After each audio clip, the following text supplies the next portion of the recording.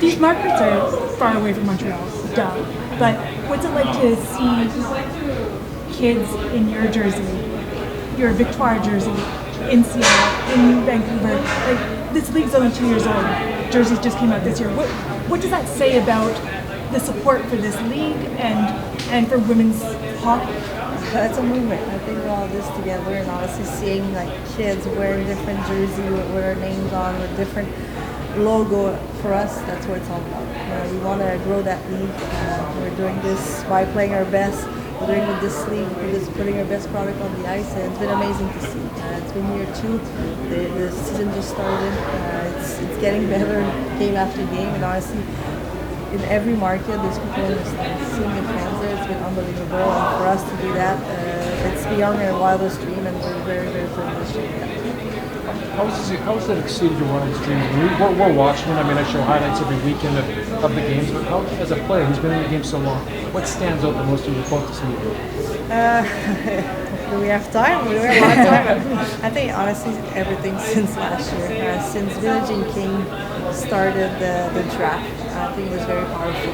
That first draft, the season starting and people coming in and out, game after game in each market was something that's been unbelievable. In year 2, people come in again.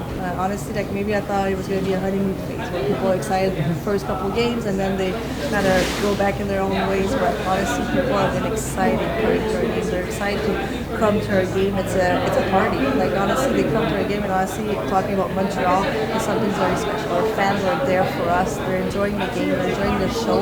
That's been something unbelievable. If you go across each market, there's something special there, and people have been there and waiting for that league, and now we're here, and we're here to stay, and it's very exciting to see all the different logo and people buying the merch as well. It also seems like the league is taking its time. You know, as much as we'd love to have a team here or in Western Canada or in Seattle, the league is wanting to do it properly so that the league stays strong and solid. Do you see that as well, being cautious and that's what we do? Yeah, we want to do it right, and I think that's why it took a little bit before it all started. It was a 3-year process where all of us would stick together to make sure we're going to have something real and big, and it's here finally. And after year 1, already talking about expansion, I think it says a lot about what our product is all about this league, and we want to make sure everything is set and well done, and we'll see how long it takes, but I think it's a great first start to just thinking and talking about it.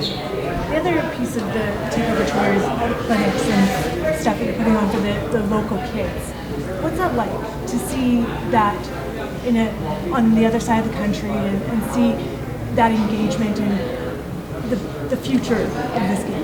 Yeah, I think that's what women's hockey is all about. And I see that connection between us and our fans and the little ones coming to our game. I think for us, every time we step on that ice, we see sides, we see kids watching us, and I think for me it's a reflection. It's just back to where I was when I was a kid. I wanted to be there one day, and being able to give them that, to give that dream and beyond, I think for us it's unbelievable. It gives parents also the possibility to tell them like, hey, there's a possibility there to dream and to keep going in women's hockey. And honestly, being able to connect in clinics, sometimes just beyond the hockey player. You take the helmet off and you'll be able to have a conversation with them. I think it goes a long way, and you gotta remember that's for sure.